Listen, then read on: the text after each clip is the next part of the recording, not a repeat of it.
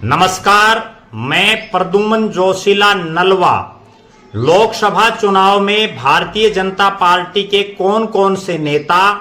Party के प्रत्याशियों को जिताने के लिए भरसक प्रयास करेंगे, किन किन नेताओं का इस लोकसभा चुनाव में जब वो वोट मांगने के लिए अपने प्रत्याशी के साथ जाएंगे तो वहां की जनता विरोध करेगी, इन तमाम मुद्दों को लेकर के, इन तमाम बातों पर भारतीय जनता पार्टी का शीर्ष नेतृत्व बड़ी गंभीरता से विचार करेगा। बीजेपी, जिसको एक अनुशासित पार्टी माना जाता है और सबसे ज्यादा अनुशासन भारतीय जनता पार्टी में ही दिखाई देता है, यहां जिस भी नेता को टिकट मिले, कमल का चुनाव चिन्ह ही पार्टी का प्रत्याशी होता है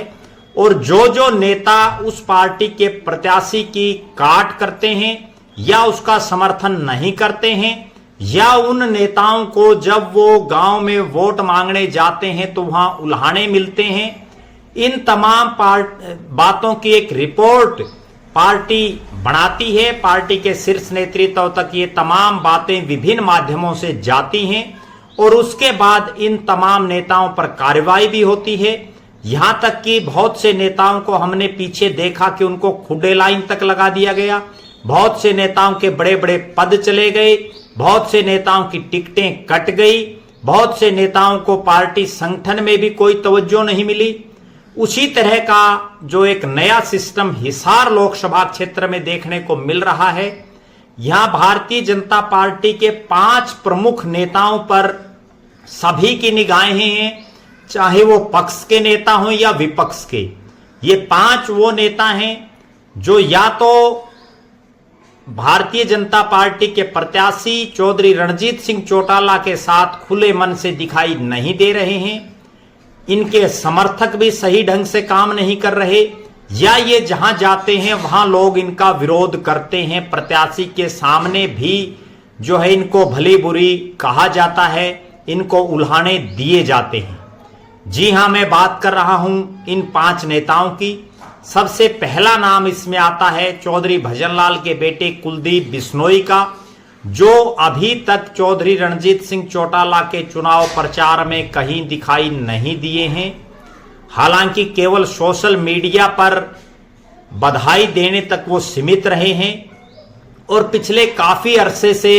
उनके दोबारा कांग्रेस में घर वापसी की बातें भी चल रही थी राजनीतिक गलियारों में, जिस पर उन्होंने ट्विटर के माध्यम से, एक्स के माध्यम से अपनी सफाई भी दी। कुलदीप बिश्नोई और उनके बेटे भव्य बिश्नोई, हालांकि भव्य बिश्नोई जिस दिन कार्यालय का उद्घाटन था 28 मार्च को, उस दिन जरूर मंच पर दिखाई दिए, लेकिन उन्होंने कोई भाषण वहां नहीं दिया, कोई उन्होंने चौधरी रणजीत सिंह के कसीदे कार्यक्रम में नहीं पढ़े। लिहाजा ये दोनों ही नेता चौधरी भजनलाल परिवार के जो राजनीति के वारिस हैं, कुलदीप बिश्नोई और भव्य बिश्नोई, बीजेपी के और चौधरी रणजीत सिंह चौटाला के कार्यक्रमों से जिस तरह से दूरी बनाए हुए हैं, इसका खामियाजा इन दोनों नेताओं को भविष्य में भुगतना पड़ सकता है। और भारतीय जनता पार्टी जो एक अनुशासित पार्टी है, वो आने वाले समय में इन दोनों ही नेताओं को कहीं ना कहीं खुडे लाइन लगाने का काम कर सकती है। कुलदीप बिश्नोई को तो टिकट पार्टी ने पहले ही नहीं दी, हो सकता है भविष्य में भव्य बिश्नोई को भी टिकट ना दे पार्टी। हालांकि ये भविष्य राजनीतिक संभावनाओं का खेल है। इसके बाद अगर बात करें बड़े नेता कैप्टन अभिमन्यु की, जो हिसार लोकसभा से टिकट पर लगातार दावा कर रहे थे, लगातार प्रयासरत थे। हालांकि वो अभी आसाम के चुनाव के प्रभारी हैं और आसाम में अभी चुनाव चल रहा है, लिहाजा वो खुद तो आसाम में बिजी हैं, लेकिन उनके जो कार्यकर्ता, उनके जो समर्थक या जो लोग उनकी गैर मौजूदगी में नारनौंद विधानसभा क्षेत्र में उनकी कमान संभाले हुए हैं, वो तमाम लोग भी कहीं चौधरी रणजीत सिंह चौटाला के कार्यक्रमों में दिखाई नहीं दे रहे हैं। लिहाजा हो सकता है कैप्टन अभिमन्यु को भी अगले विधानसभा चुनाव में पार्टी नारनौंद से टिकट ना दे और उनको संगठन में ही कोई जिम्मेवारी दे करके किसी राज्य का प्रभारी या सह प्रभारी बना करके भेज दे और हरियाणा प्रदेश की राजनीति से उनके जो है दूर करके उनको किसी दूसरे राज्य में उनकी ड्यूटी लगा दी जाए। क्योंकि अगर पार्टी चाहती, बेशक कैप्टन अभिमन्यु की टिकट कट गई हिसार से, उसके बावजूद उनको हरियाणा प्रदेश में कोई बड़ी जिम्मेदारी दे करके हरियाणा में उनका फायदा उठा सकती थी। लेकिन लगता है कि पार्टी का शीर्ष नेतृत्व इस तरह का विचार बना चुका है कि उनकी सेवाएं अब हरियाणा से बाहर ली जाएं। हो सकता है नारनौंद, आदमपुर की तरह नारनौंद में भी भारतीय जनता पार्टी किसी नए प्रत्याशी पर दांव खेले। अब हम बात करते हैं बीजेपी के ही एक बड़े नेता, पूर्व में रहे मंत्री प्रोफेसर छत्रपाल सिंह की, जो बीजेपी की हिसार लोकसभा से टिकट मांग रहे थे। लेकिन जो ही चौधरी रणजीत सिंह चौटाला को टिकट मिली, तब से वो बीजेपी के कार्यक्रमों से पूरी तरह से नदारद हैं। यहां तक कि ये तमाम नेता, चाहे वो कुलदीप बिश्नोई हो, कैप्टन अभिमन्यु हो, प्रोफेसर छत्रपाल सिंह हो, मुख्यमंत्री नायब सिंह सैनी और पूर्व मुख्यमंत्री मनोहर लाल खट्टर तक के कार्यक्रमों में ये कहीं नजर नहीं आए। तो प्रोफेसर छत्रपाल सिंह की भी बीजेपी से विदाई या बीजेपी से खुडे लाइन, कोई एक काम उनका भी निश्चित है। हालांकि वो पिछले काफी समय से बीजेपी ने पहले ही खुडे लाइन लगाए हुए हैं, उनको कोई बहुत बड़ी जिम्मेदारी, कोई टिकट या पार्टी संगठन में भी कोई प्रदेश स्तर की बड़ी जिम्मेदारी नहीं दी गई है। इसके बाद बात करते हैं एक ऐसे नाम की जो कभी कभार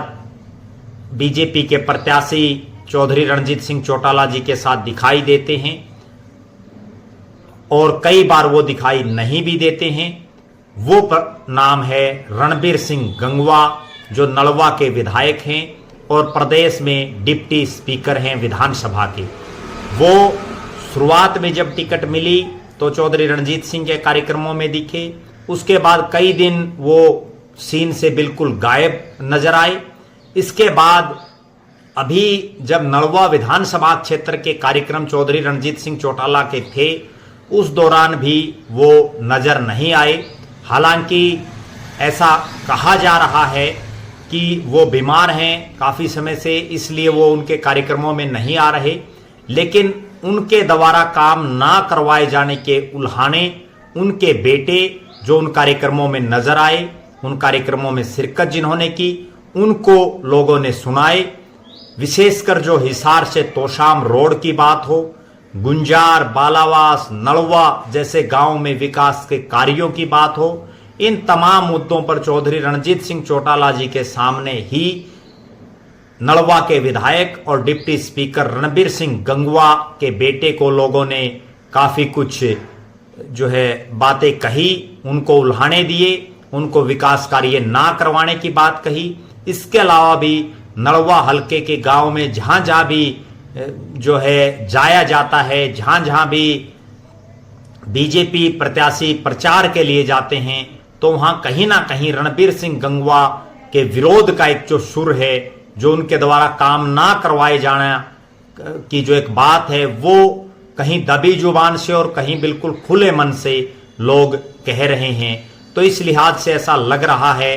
कि इस बार नलवा विधानसभा क्षेत्र में भी भारतीय जनता पार्टी किसी नए चेहरे पर दांव लगाएगी और रणबीर सिंह गंगवा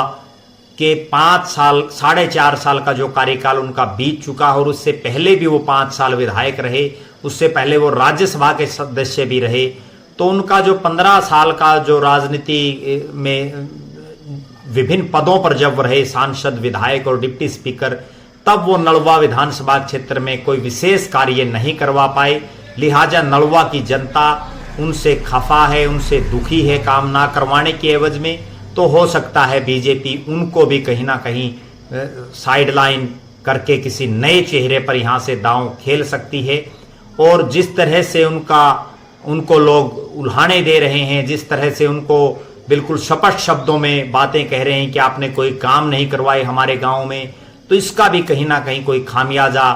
बीजेपी के प्रत्याशी रणजीत सिंह चौटाला को ना भुगतना पड़ जाए, इस पर भी जो है पार्टी का शीर्ष नेतृत्व को सोचना चाहिए। इसके अलावा कई और भी नेता हैं जो बीजेपी के जो प्रत्याशी हैं उनको लेकर के किस ढंग से मेहनत करते हैं, कितनी मेहनत करते हैं, उन तमाम नेताओं पर पार्टी के शीर्ष नेतृत्व तक रिपोर्टें विभिन्न माध्यमों से जरूर जाएंगी। आज के दिन सोशल मीडिया का भी जमाना है और प्रत्येक छोटे से लेकर के बड़ा नेता तक सोशल मीडिया पर अपनी नजरें बनाए रहता है। लिहाजा देखना यह है कि पार्टी का शीर्ष नेतृत्व, ये जो 5 नेता हैं जिनमें कुलदीप बिश्नोई, भव्य बिश्नोई, कैप्टन अभिमन्यु, प्रोफेसर छत्रपाल सिंह, रणबीर सिंह गंगवा, इन तमाम नेताओं को किस एंगल से जिम्मेदारी देता है या क्या इनको दायित्व देता है या इनको खुडे लाइन और साइड लाइन करता है, इस पर हमारी निगाहें बनी रहेंगी। आप लगातार हमारे साथ बने रहें। हमारे फेसबुक पेज को लाइक और फॉलो करें, यूट्यूब पर चैनल को सब्सक्राइब करें, बेल आइकन घंटी का बटन अवश्य दबाएं, वीडियो को ज़्यादा से ज़्यादा शेयर करें, अपने बहुमूल्य कमेंट्स अवश्य लिखें। बहुत बहुत धन्यवाद। आपका अपना प्रद्युमन जोशीला नलवा।